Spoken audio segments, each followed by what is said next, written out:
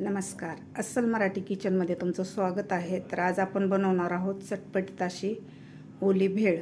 ही भेळ खायला खूप छान लागते आणि करायलासुद्धा फार सोपी आहे. चला तर मग व्हिडिओला सुरुवात करूया. चटपटीत ओली भेळ बनवण्यासाठी मी इथं 2 वाट्या मुरमुरे घेतलेले आहेत. मुरमुरे मी 1 तासभर उन्हामध्ये वाळवून घेतलेले, तसे कुरकुरीत झालेले आहेत. तुमचे जर मुरमुरे थोडेसे ओलसर किंवा नरम असेल तर तुम्ही थोडेसे गरम करून सुद्धा घेऊ शकता. तर भेळ बनवण्यासाठी मी इथं अर्धी वाटी शेंगदाणे घेतलेत भाजून त्याची साल काढून. 1 मीडियम साईजचा कांदा घेतलेला आहे कापून. अर्धी कैरी घेतलेली आहे कापून. कैरी भेळमध्ये खूप छान लागते. सध्या कैरीचं सीझन आहे. 1 टोमॅटो घेतलेला आहे बारीक कापून मी मीडियम साईजचं. कोथिंबीर घेतलेली आहे बारीक कापून. इथं मी 1 वाटी फरसाण घेतलेला आहे. अर्धी वाटी पापडी घेतलेली आहे, शेवपापडी. इथं 2 चमचे चिंचेची चटणी घेतलेली आहे गोड आंबट आणि 2 चमचे पुदिन्याची हिरवी चटणी घेतलेली आहे. आता आपण भेळ बनवायला सुरुवात करूया. तर मुरमुऱ्यामध्ये घालायचे आपल्याला कैरी, टोमॅटो, कांदा,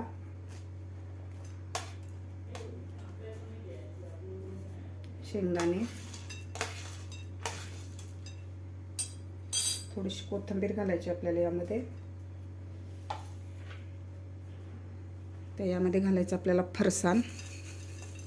फरसाणचं प्रमाण तुमच्या आवडीप्रमाणे कमी अधिक करू शकता. इथे घालायची आपल्याला पापडी.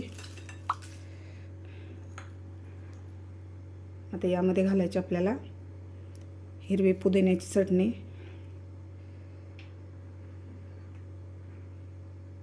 गोड आंबट चिंचेची चटणी,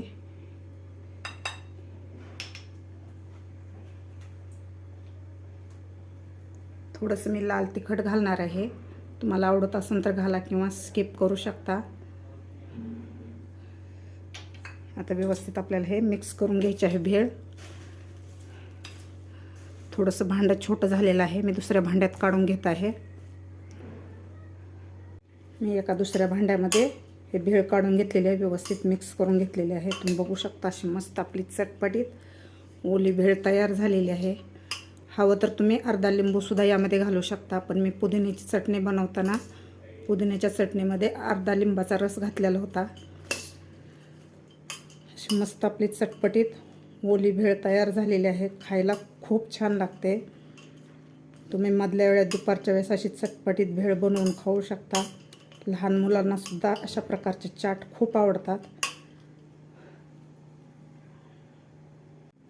अशी मस्त आपली चटपटीत भेळ तयार झालेली आहे. तुम्ही बघू शकता. खायला सुद्धा खूप छान लागते आणि करायला सुद्धा अगदी 5 मिनिटात हे बनवून तयार होते. तुम्ही सुद्धा अशा प्रकारे नक्की करून बघा. तुम्हाला माझी आजची रेसिपी कशी वाटली ही नक्की कमेंट करून सांगा. माझा व्हिडिओ आवडल्यास लाईक, शेअर आणि सबस्क्राईब करायला विसरू नका. भेटूया अशाच एका नवीन रेसिपीसोबत. तोपर्यंत मस्त खा आणि स्वस्त राहा. नमस्कार. अस्सल मराठी किचनमध्ये तुमचं स्वागत आहे. तर आज आपण बनवणार आहोत चटपटीत अशी ओली भेळ. ही भेळ खायला खूप छान लागते आणि करायलासुद्धा फार सोपी आहे. चला तर मग व्हिडिओला सुरुवात करूया.